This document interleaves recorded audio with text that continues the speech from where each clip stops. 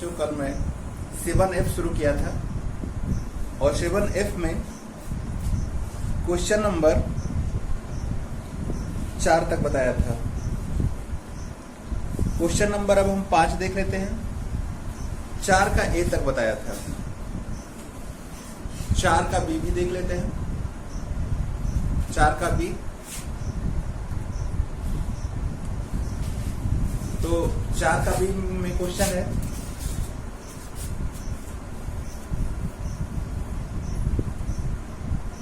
Integral log under x plus 1 upon x plus 1 dx। इसको हम log x plus 1 पर 1/2 power लिख सकते हैं रूट हटाकर अपॉन x प्लस 1 dx।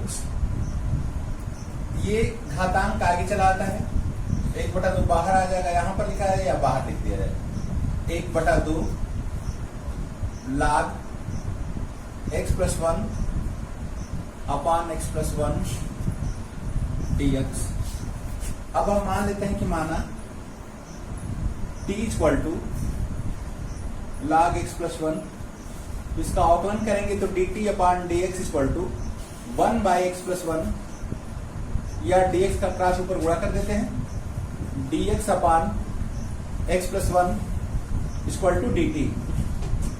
इसको हम क्या लिखेंगे, dt लिखेंगे 1/2 log, इसको हम t माने हैं और इस पूरे को क्या लिखेंगे dt। तो log t का समाकलन 1/t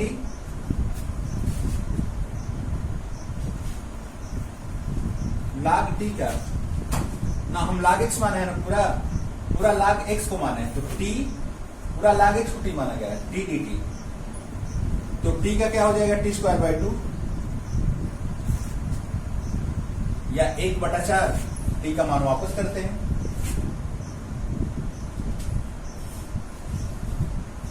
log x प्लस 1 पूरा का वर्ग और प्लस t। अब question number next 5 question number 5 देख लेते हैं।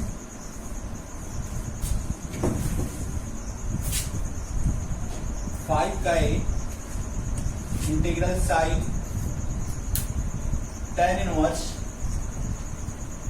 1/x² dx। यदि हमको अवकलन मौलिक चाहता है तो हम मान सकते हैं कि क्या मानना है हमें। यदि tan इनवर्स को मानेंगे तो 1/1 प्लस x² dx में निकल जाएगा, तो sin t dt हो जाएगा।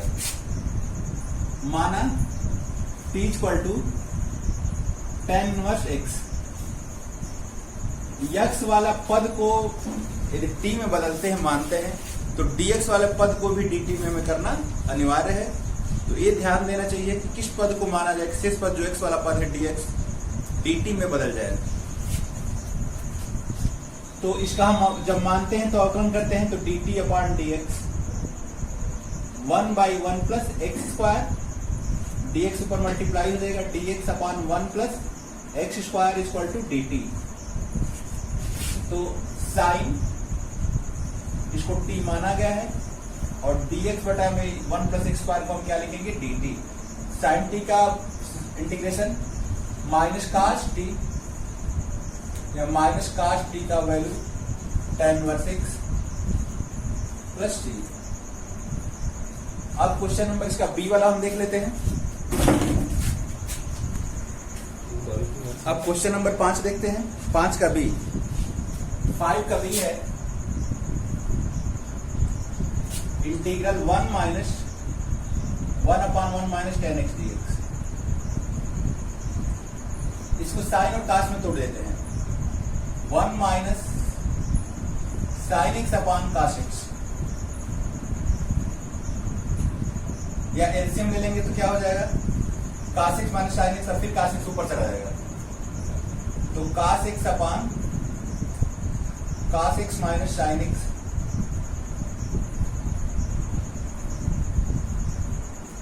dx। इतना हमारा क्वेश्चन हो गया। यदि हम नीचे वाले को मानकर अवकलन करते हैं तो ऊपर वाला नहीं आएगा, ऊपर वाले को मानकर अवकलन करते हैं तो नीचे वाला नहीं आएगा। ये थोड़ा सा हटकर है सवाल। इसमें हम क्या करते हैं कि cos x अपान cos x minus sin x dx, इसमें 2 से ऊपर नीचे गुणा करेंगे तो मान में अंतर नहीं आएगा, बाहर लिखा है चाहे अंदर लिखा है तो गुणा ही है।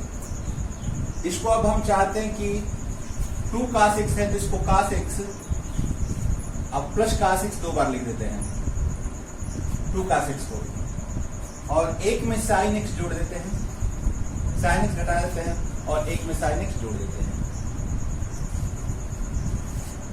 मान में अंतर नहीं पड़ेगा। और जो बटा में उसको अलग अलग बटा में डाल देते हैं, cos x minus sin x और cos x minus sin x।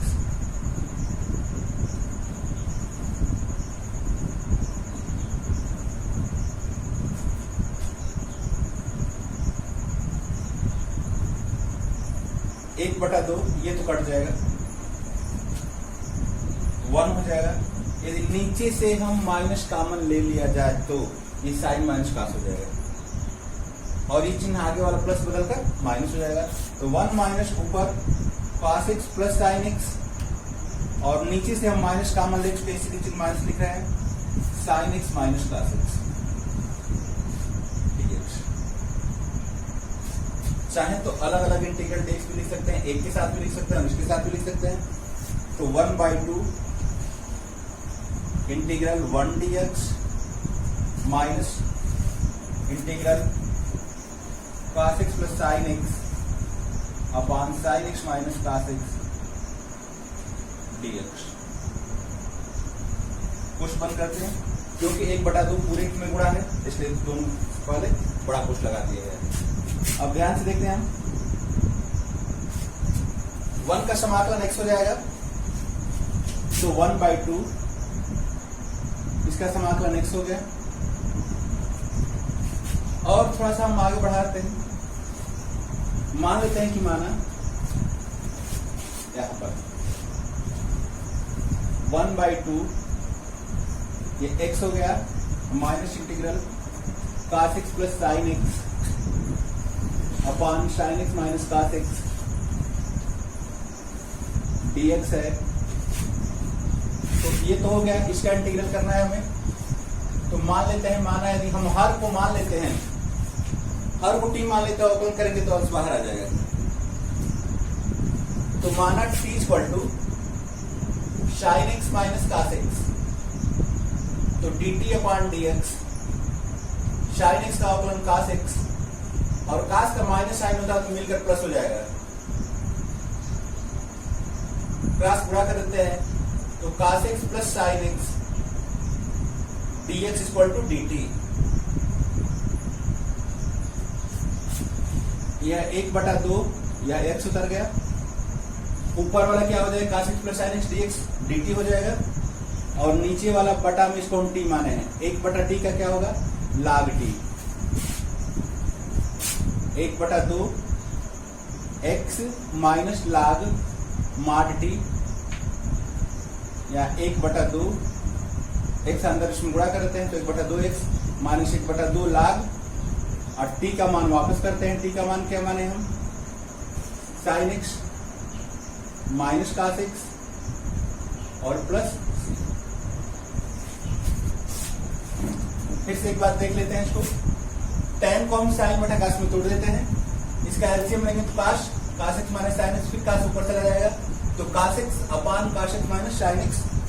अब इसको यदि हर को हम मानते हैं तो अंश dx के साथ नहीं निकलेगा और अंश को मानते तो हर dx के साथ नहीं निकलेगा। तो उस कंडीशन में क्या करते हैं, 2 से ऊपर नीचे गुणा कर देते हैं तो 2 cos x हो गया। 2 cos x को 2 बार में तोड़ दिया गया, cos x plus cos x, एक में साइन घटा दिया गया, एक में साइन जुड़ दिया गया और बटा में अलग अलग डाल दिया गया। तो ये कट गया और इसमें से माइनस कॉमन ले लेते हैं तो चिन्ह क्रम बदल जाएगा, साइन माइनस cos हो जाएगा, ये माइनस हो गया, प्लस माइनस माइनस, नीचे वाला क्रम बदल गया, ऊपर वाला क्रम बदल गया। अब 1/2 इंटीग्रल dx अलग अलग लिख सकते हैं, 1 dx माइनस इंटीग्रल इतना dx, तो 1 का समाकलन x और ये हो गया। इसको हम मान लेते हैं, हर को t मान लेते हैं तो अंश वाला dx dt बच जाएगा। तो dt अपन 1/t dt 1/t dt हो जाएगा, 1/t का log t, t का मान वापस कर दिया जाएगा। ये क्वेश्चन नंबर 5 का बी हो गया। फिर नेक्स्ट क्वेश्चन देखते हैं। क्वेश्चन नंबर अब 7वां का हम सी देख लेते हैं और डी देख लेते हैं। Question number 7, sine under root x upon under root x dx। तो यहाँ पर मान लेते हैं कि माना t बराबर अंडर रूट एक्स, तो dt upon dx equal to अवकलन करते हैं तो 1/2 अंडर रूट एक्स हो जाएगा। तब dx ऊपर गुणा करते हैं 2 को इधर, तो dx upon under root x equal to 2 dt। तो dx upon under root x को हम क्या लिखेंगे 2 dt, 2 को बाहर लिख देते हैं dt, और इसको साइन हम इसको क्या माने t, साइन t का इंटीग्रेशन माइनस कास t, -2 कास t या -2 कास t का वैल्यू वापस करते हैं प्लस c। ये हमारा आंसर हो गया। एक 6वां का b भी देख लिया जाए। 6 का b integral 1/x under root 1 plus log x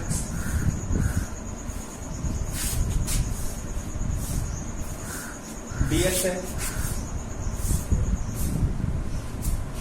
तो हम चाहें तो मान सकते हैं कि माना t बराबर 1 प्लस log x, तो dt upon dx equal to 1/x हो जाएगा, या dx ऊपर गुणा करते हैं तो dx upon x equal to dt। तो dx अपॉन x इन दोनों को, x को यहाँ पर लिखा है चाहे इधर लिख दिया है। dx अपॉन x का लिखेंगे dt, और 1/, करणी में इस पूरे को हम t माने हैं, तो t पर 1/2 पावर ऊपर जाए तो -1/2 पावर, या t पर -1/2 dt। अब क्या करेंगे कि एक हाथ जोड़कर बटा में लिख दिया जाएगा, तो t पर 1/2 बटा में 1/2, ये 2 ऊपर चला जाएगा, 2 करणी में t या 2 करणी में t का मान वापस करते हैं 1 plus log x plus c।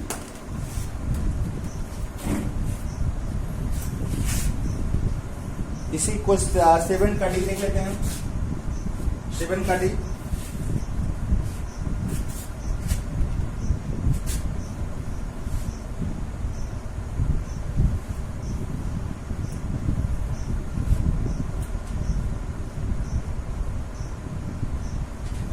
Integral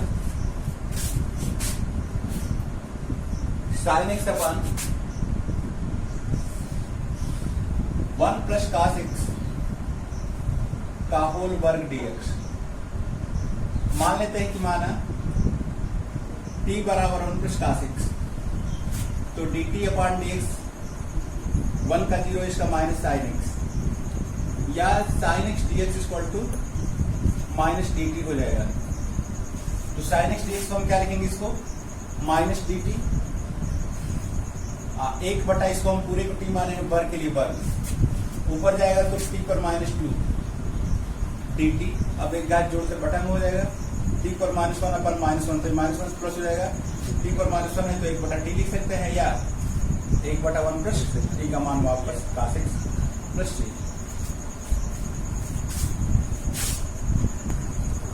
question number 8 देख लेते हैं। इंटीग्रल dx अपॉन e पर x प्लस 1, ध्यान से देखते हैं। यदि इसको e पर x प्लस 1 को t मानेंगे तो e पर x की आवश्यकता पड़ेगी, तो इसको हम लिख देते हैं dx अपॉन, इसमें e पर x कॉमन ले लेते हैं, तो यहाँ पर 1 बचेगा, और यहाँ 1/e पर x, इसको हम ऊपर ले सकते हैं, तो ऊपर जाएगा तो e पर -x dx, और नीचे 1 प्लस e पर -x को भी ऊपर ले लिख सकते हैं, 1/, है तो t बराबर मान लेते हैं कि माना t बराबर 1 प्लस e पर -x, तो dt upon dx equal to 1 का 0 इसका e पर -x, -x का पुनः करेंगे तो -1 अर्थात माइनस, या e पर -x dx equal to -dt हो गया। e पर -x dx क्या लिखेंगे -dt, इस पूरे को हम क्या माने t, 1/t का क्या होगा log mod t, तो माइनस log mod t या माइनस log mod t का मान 1 प्लस t पर -x प्लस c।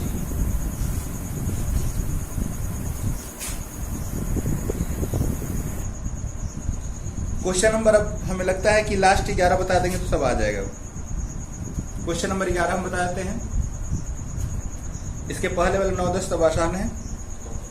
9 में जो बटा में है 1 प्लस साइन एक्स को टी मान लेंगे तो cos x dx dt बन जाएगा। और फिर क्वेश्चन नंबर 10 में 1 माइनस टेन स्क्वायर एक्स को टी मान लेंगे तो उसका sec square x tan x dx dt बन जाएगा। अच्छा 10 का हम फर्स्ट बता ही देते हैं। 10 का फर्स्ट बता देते हैं। Integral sec square x tan x under 1 minus tan square x, यही है ना।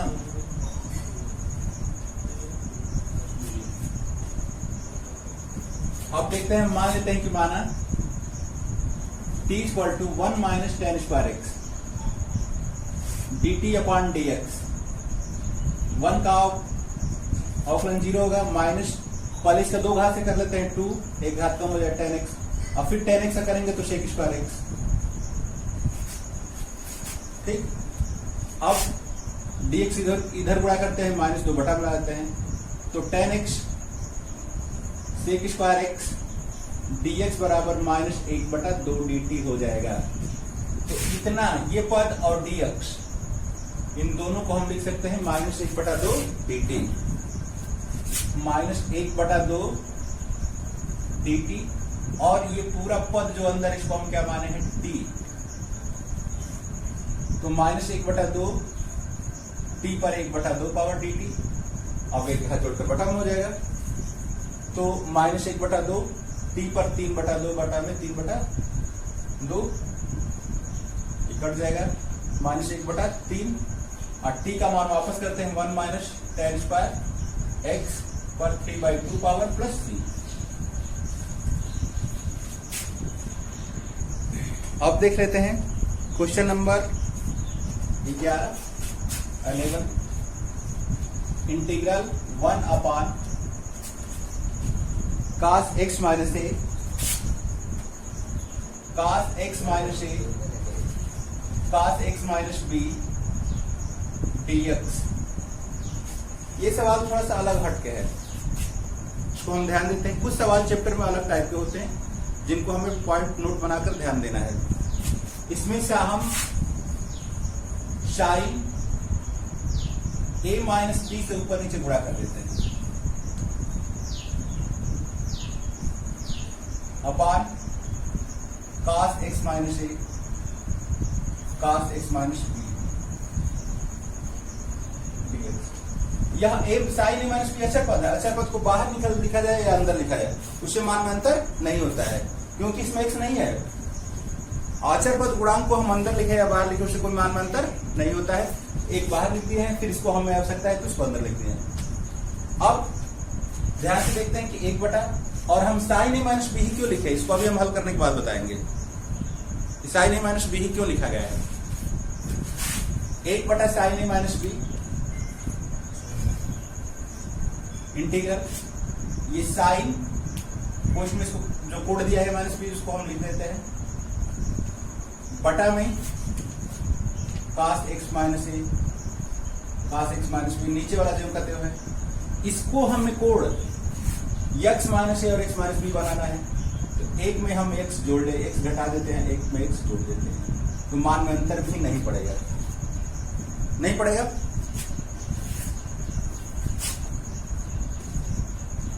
या 1 sign A minus b integral sign, इसको क्रम से पहले इसको हम लिख देते हैं। पहले लिखेंगे तो इसको क्या लिख सकते हैं, x minus b, x plus b minus है।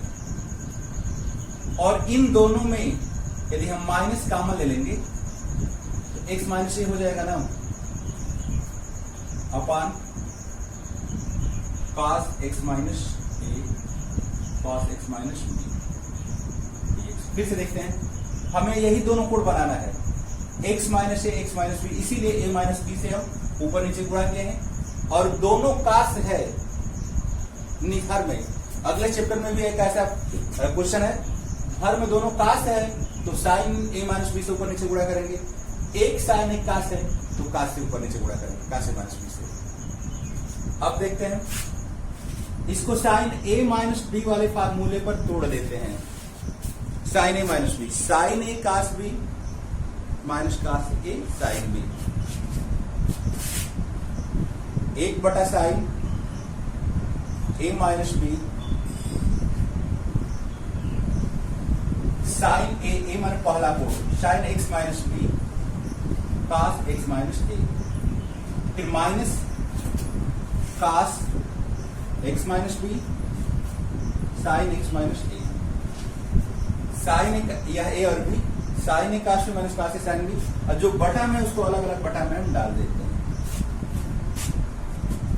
बटा में डाल देते हैं काश एक्स माइनस बी काश एक्स माइनस ए काश एक्स माइनस बी काश एक्स माइनस ए काश एक्स माइनस बी dx। यदि यहां पर हम काश लिखते तो काश के सूत्र में क्या होता है, काश काश साइन साइन, तो ये दोनों गुणनफल के रूप में बन जाए। गुणनफल का फार्मूला अगले चैप्टर में, इसलिए उसको नहीं बताया गया है। अब यहां पर काश एक्स माइनस ए कट गया पूरा, काश एक्स माइनस बी कट गया, तो बचा क्या, 1/साइन ए माइनस बी इंटीग्रल साइन बटा cos tan x minus b minus sine बटा काश tan एक्स माइनस ए, और tan का समाकलन क्या लिखवा गया है, कल हम सूत्र स्टार्ट बताए थे कि integral tan x dx log sec x या minus log cos x mod में, ठीक है। तो 1/साइन साइन ए माइनस बी, इसका log मॉड में सेक, गुण तो वही रहेगा एक्स माइनस बी, और एक का गुणांक कुछ होता तो बटा में पड़ जाता, तो एक का गुणांक तो यहाँ पर 1 है, 1 बटा में लिखने का कोई फायदा नहीं है, minus log sec x minus A plus c, ये हमारा आंसर है। इस प्रकार हमारा चैप्टर 7F समाप्त हो गया है। आप लोग मन लगाकर ऑनलाइन पढ़ते रहिए, जब तक स्थिति ठीक नहीं होती तब तक ऑनलाइन पढ़ाया जाएगा, और हम रेगुलर नियमित रोज वीडियो अपलोड करते हैं, और लाइव तो नहीं पढ़ाते हैं। कुछ बच्चों ने क्वेश्चन किया था कि सर आप लाइव कब आते हैं, तो लाइव के लिए हमें चैनल पर सब्सक्राइबर 1000 से अधिक होना चाहिए। अभी कुछ कम है, चैनल पसंद आता है, पढ़ाई पसंद आती है तो लाइक कीजिए, सब्सक्राइब कीजिए। जैसी संख्या हो जाएगी तो हम लाइव पढ़ाने का प्रयास करेंगे, और मन से आप लोग पढ़ते रहिए। इसका नोटबुक भी बनाइए, यदि क्वेश्चन कोई नहीं आता है तो कमेंट बॉक्स में लिखिए, कोशिश हम करेंगे कि उसको हल करके अच्छे समझाने का प्रयास किया जाएगा। तब तक धन्यवाद, अगले दिन मिलते हैं हम।